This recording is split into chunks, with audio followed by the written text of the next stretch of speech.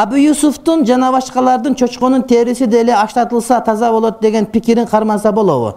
Азыр терилерди айырмалаш кыйын болгон себебинен шариатта ушундай бар экен го, хила кылып жеңил жолду карманган дейт. Ошентип кармангандар бар. Мисалы үчүн Хатиб Багдадин, Ясин Хатиб деген бир устаз ушунун макаласында ошол Абу Юсуфтун риваятын карманса болот. Анткени Абу Юсуф айтат: "Куллу дибагын ухиба факот тахура."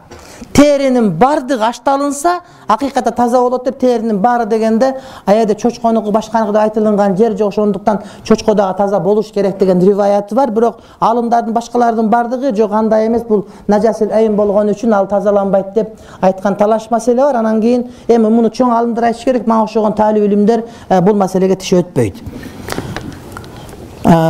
дейт. Men taş менен иштеген жерде иштейм. Эстеликтерди да даярдайбыз. Мен астына жазбаймын, сүрөт тартпайм, бирок жылмакай кылып даярдап берем, иштей берсем болобу дейт.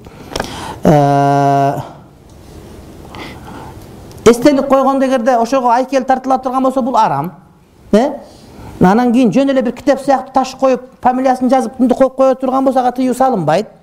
Демек бардыгы эле арам, бардыгы эле адал деп айтыш кыйын, урматтуу бир тууганым.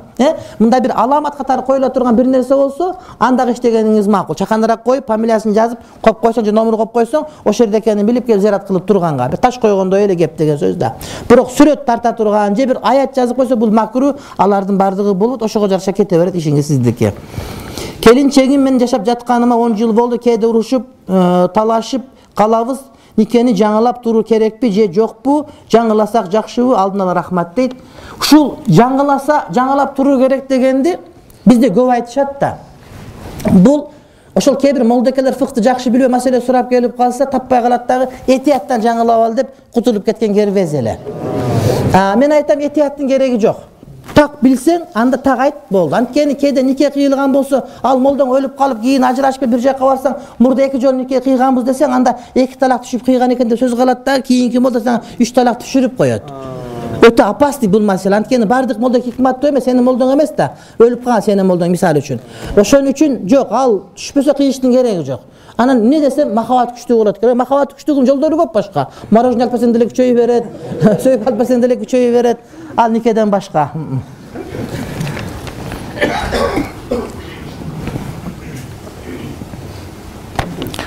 Вакыт болуп калды. Мага үй бүлө боюнча, жумуш боюнча азыр жок кеңеш бере албайм.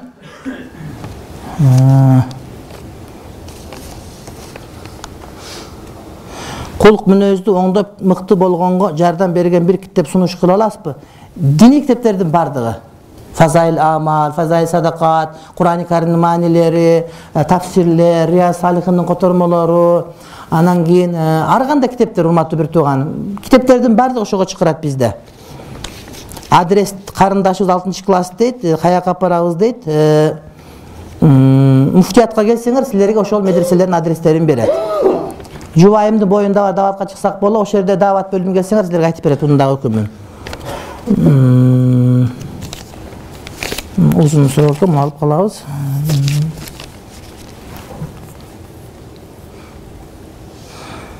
Men kelinçegim menen bir 7 yıl yaşap bir yolda katı söylөгөн жок.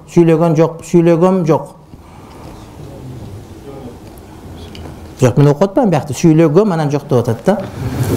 Өзүм сөйлөгөнүм жок деген окшойт бул. Өзүм 5 бал намаз окуймун. Келинчегим атам менен ойношуп койду. Ben açığı aldırıp ekönden savap koydum. Allah menin günümdü keçireyim. Adamlar aytat atası da savagan adamdın duası da namazda kabul bolboyt deyt. Kenen cevap verip koyun deyt. Allah razı olsun deyt. Eki olan bar alimentin tölewe jürüm күнөө көрмөм. Baldardı bagasın da alып külgön ap toğup aldı böyle. Senin baldarın. Onu bagış mildet bolat seneki. Ayalın jaman jakşыбы. Anan alımdardын pikirinde silerin ikengeri buzulup kalgan. Деп да айтылына урматтуу бир тууганым. Ajrашып кеткениңер жакшы, бирок балдарды багышың керек болот баары бир. Анан тигини жөн эле ажырашып кетпей, ага талагын берип койсоң жакшы. Бирөөлөр талак бербесең деле фасык түшүп калган деп айтышат. Бирок балдарды багуу сенин милдетиң. Балдар истинжа кылганга жарап калганга чейин. Качан истинжага жараганда сен эп келип тарбия бересиң. Ошондой. Ал сага таптакыр адал болбойт деген алымдар басымдуулук кылат.